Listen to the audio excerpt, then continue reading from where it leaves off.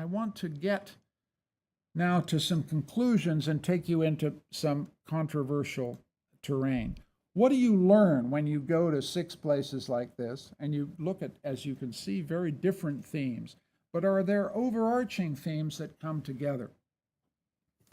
One of the things that I don't think we think about enough is the enormous moral impact of living in a post-imperial world, a world in which the empires have been dismantled. Somebody who looks like me and talks like me, especially if I was British, had I been an adult in 1945, a tacit, unstated assumption of my moral universe was that I was born to rule.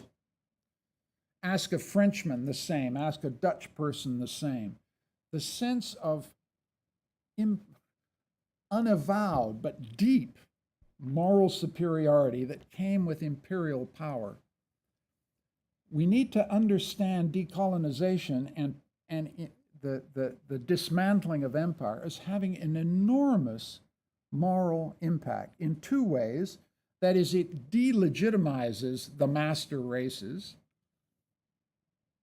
And this is both an international phenomenon, but it's also a domestic phenomenon. You can't separate the American Civil Rights Revolution from the international decolonization revolution. They're both going on at the same time. They're both powered by the same emotions. And they're both an attempt to create a post-imperial moral universe based upon the idea of the moral equality of all individuals. And so this global norm of an equality of voice has, as I'm trying to say in the slide, 3 dimensions. There's the self-determination revolution. There's the democratic revolution. We remember, Eastern Europe and the world has adopted the democratic norm. Don't forget that even in China and Russia, the norm is the ideal of popular sovereignty as the basis of political legitimacy. We don't see how far this idea of moral equality is run. The rights revolution has empowered this as a language of individual empowerment, and that includes the civil rights revolution, the feminist revolution, the revolution in gay equality. We just are in a different moral universe than we were in 1945. And how does this translate when you're out on the road? It translates in something that takes you a while to realize. You sit down with the poorest people, and they all look you in the eye. Nobody lowers their gaze.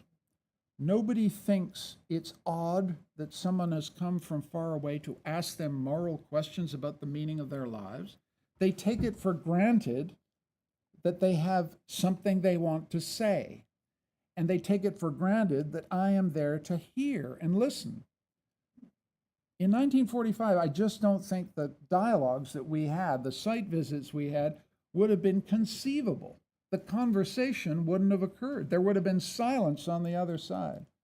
And that seems to me a revolutionary aspect of the modern world, which in the middle of all the bad news we've got, is a very important thing we need to think about. And its implications are ambiguous. The more the moral claim of equality makes its way in the world, the more impatient everybody is with the deep inequalities that remain. There's a dialectic of insatiability here. I'm not claiming we're all equal. I'm not claiming the inequalities are less flagrant than before. I'm saying there may be more flagrant than before. But the starting assumption of everybody is I matter.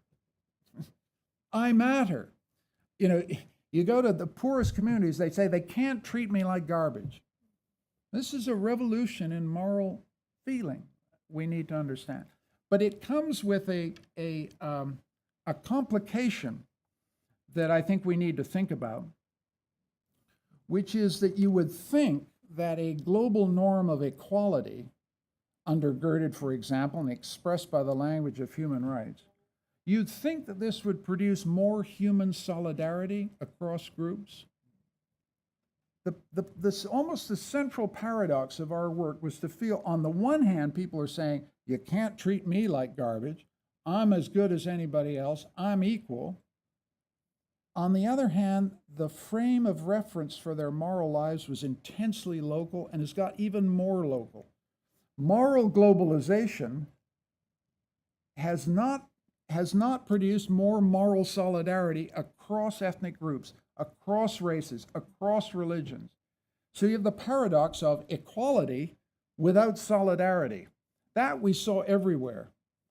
If you ask people in Zama Zama, who do you care about? They care about Zama Zama. You ask in the favela Santa Marta who you care about, they say, I matter, I can't be treated like a piece of garbage, but their solidarity is extremely tightly bounded by the favela, not beyond it, okay? So this is a paradox of our time that needs to be thought about, and it leads to some very difficult questions about human rights universalism. Because I've taught human rights for a decade. I'm signed up. In a proper doctrine of human rights universalism, there is no other. There's only us. The otherness is constructed. It's not real. And otherness is morally irrelevant in determining moral duties. And so the duties of common humanity trump any local allegiance and local belief. And that means that asylum and protection claims for strangers trump, when it comes to it, the claims and rights of citizens. Now, the point I'm trying to get to here is the ordinary virtues perspective sees the world in very, very different ways, and we have to face up to that.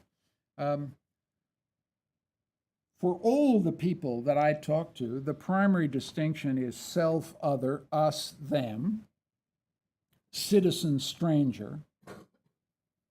I'm not essentializing that. I'm just saying that's what I saw. The idea of a common humanity comes very, very late to the story. The primary duties are local.